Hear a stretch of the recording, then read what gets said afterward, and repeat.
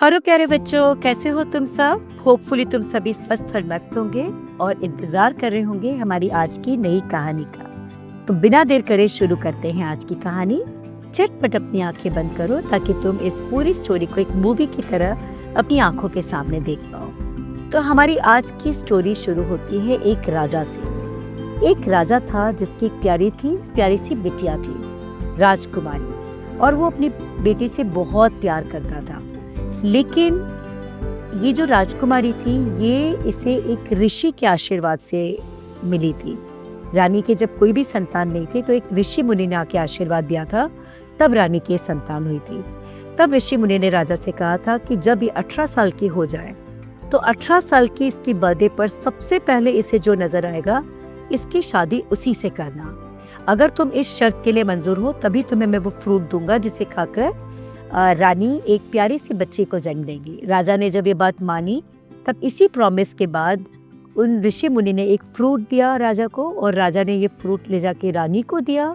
और रानी ने जब ये फ्रूट खाया तो उनके एक प्यारी सी उनके यहाँ पे एक डॉटर हुई, राजकुमारी हुई।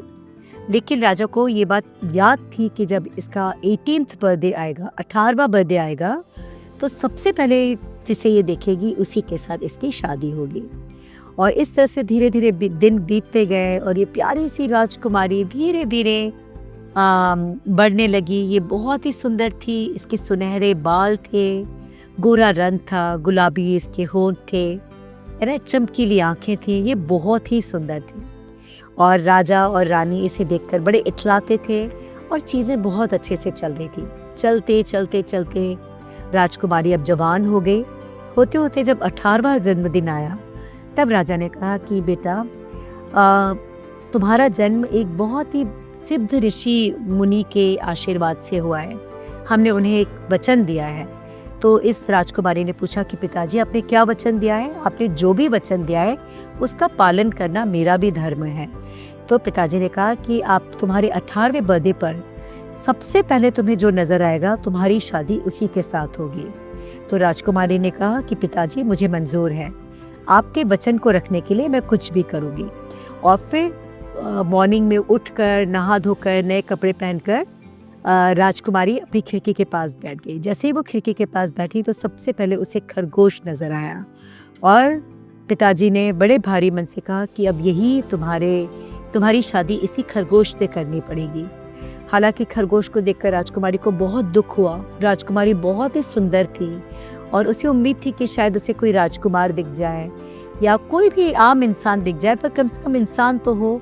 लेकिन एक खरगोश उसे दिखा और खरगोश से उसकी शादी हो गई, क्योंकि यही वादा किया था राजा ने उन ऋषि मुनि से। जब खरगोश से शादी हो जाने के बाद ये राजकुमारी बड़ी उदास रहने लगी। एक बार की बात है कि ये अपने महल की खिड़की पर बैठी थी। महल से कुछ दूर पर एक नदी बहती थी। राजकुमारी इस नदी को देख ही रही थी कि राजकुमारी ने एक बड़ा ही अजीब दृश्य देखा। राजकुमारी ने देखा कि एक बहुत ही बड़ा विशाल सांप कहीं से आ गया है। नाग है ये, और इस नाग ने उस नदी के अंदर आकर अपना जहर डालना शुरू कर दिया। और जहर डालते हुए वो नाग के चेहरे पे एक बड़ी यानी धूर्त सी कनिंग स्माइल थी कि मैंने तो इस पूरी नदी को अब जहरीला कर दिया। अब देखती हूँ कि इस नदी में रहने वाले सारे जीव कैसे जिंदा बचते हैं।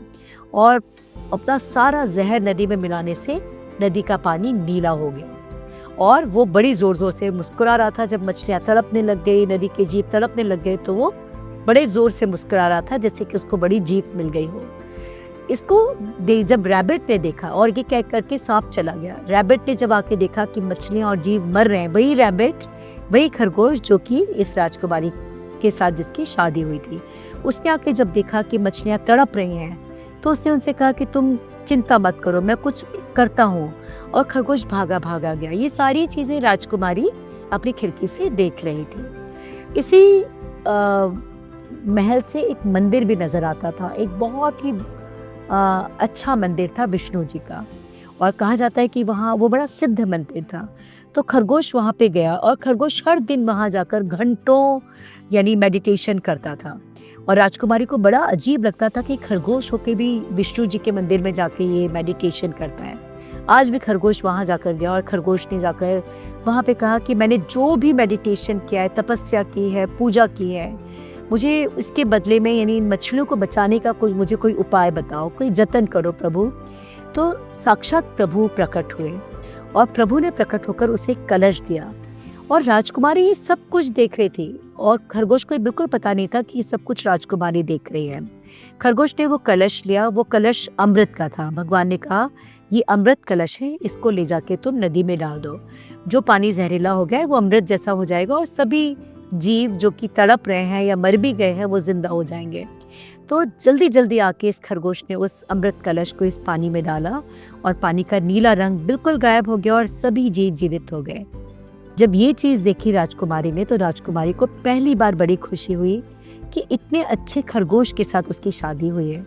चाहे वो इंसान नहीं खरगोश है, लेकिन वो कितना बड़े दिल का है और ईश्वर के प्रति उसकी कितनी आस्था है। इतनी आस्था है कि ईश्वर ने साक्षात प्रकट होकर उसे अमृत कलश दिया है। तो अब इस राजकुमारी के मन में इस खरगोश के लिए रिस्पेक्ट बढ़ने लगी और फिर क्या होने लग गया कि वो उसके साथ रहने लग गई। अब एक बार की बात है कि रात के वक्त राजकुमारी को बड़ी प्यास लगी और जब राजकुमारी को प्यास लगी तो राजकुमारी रात को जब उठी तो उसने देखा कि पास में खरगोश था ही नहीं, खरगोश की जगह खरगोश की खाल पड़ी हुई थी। तो राजकुमारी को बड़ा आश्चर्य लगा। उसने देखा कि खरगोश कहाँ गया। वो आसपास ढूंढने लगी और बाहर उसी खिड़की से जब उसने बाहर देखा तो उसने देखा कि बहुत ही स्मार्ट और हैंडसम राजकुमार है जो नदी में नहा रहा है और वो चुपचाप से देखती रही। उसने देखा कि वो राजकुमार उसमें नहाया और नहा के थोड़ी देर उसने वॉक लिया, पूजा की मंदिर में जाकर और सूरज की पहली किरण होते ही वो वापस आया और उसने यही रैबिट का जो कवर था, जो ऊपर से उसकी खाल थी, वो पहन ली। अब राजकुमारी के समझ में आ गया कि ये तो रैबिट नहीं है। राजकुमारी ने सोचा कि मैं किस तरह से ये राजकुमार को हमेशा से रैबिट के कवर से मुक्त कर दूं, रैबिट की खाल से मुक्त कर दूं। तो एक बार राजकुमारी ने क्या कहा, ये पूर्णिमा की रात थी। पूर्णिमा की रात वाले दिन जब राजकुमार अपनी स्किन के अंदर से बाहर निकला और बाहर जाकर नदी में नहाने लगा तो रात के 12 बजे इस खरगोश की खाल को राजकुमारी ने जला दिया और जला के ये बिल्कुल राख में बदल गई। और जब राजकुमार बाहर आया तो वो अपनी खाल को ढूंढने लगा तो राजकुमारी ने बाहर आके कहा कि मैंने तो तुम्हारी खाल को अब जला दिया है। जब राजकुमार ने ये बात सुनी तो राजकुमार ने प्यार से राजकुमारी को गले लगा दिया और कहा कि मुझे भी ये श्राप मिला था कि 21 सालों तक, जब तुम 21 साल के हो गए और 21 साल को पूर्णमासी वाले दिन 12 बजे अगर तुम्हारा कोई ये कवर, जो तुम्हारा ये खाल है रैबिट की, कोई जला देगा तो तुम इस शाप से मुक्त हो जाओगे। मुझे भी इस शाप मिला था एक ऋषि मुनि से। एक बार मैं शिकार करने जा रहा था तो गलती से उनकी तपस्या मेरे से भंग हो गई तो उन्होंने मुझे इस तरह का श्राप दिया था। तब से मैं रैबिट का जीवन जी रहा हूँ, लेकिन आज तुम्हारी वजह से मैं रैबिट के उस श्राप से मुक्त हो गया हूँ। और राजकुमारी बड़ी खुश हुई। राजा रानी को भी जब मालूम पड़ा कि जिसके साथ राजकुमारी की शादी हुई है वो तो बहुत ही स्मार्ट और हैंडसम राजकुमार है, तो वो भी बड़े खुश हुए और इस तरह से राजकुमारी और राजकुमार खुशी खुशी रहने लगे। तो यही थी हमारी आज की कहानी। में हमने ये सीखा कि हमेशा अपनी अच्छाई से लोगों का मन जीतना होता है। लोगों का मन जीतने के लिए हमें कुछ भी करना नहीं होता है ना, हमें दिल से सेवा भाव को अपनाना होता है। जब आप सेवा का मार्ग चुनते हैं तो ईश्वर हमेशा आपके साथ होते हैं। यही हमारी आज की स्टोरी का लेसन था। होपफुली ये स्टोरी आपको पसंद आई होगी। इस स्टोरी को अपने friends, relatives, neighbours, cousins, school friends सबके साथ शेयर करना मत भूलना। हमारे चैनल को झटपट सब्सक्राइब कर लेना। कल मिलते हैं फिर से एक नई स्टोरी के साथ। तब तक के लिए ढेर सारे ब्लेसिंग्स के साथ take care, bye bye, good night.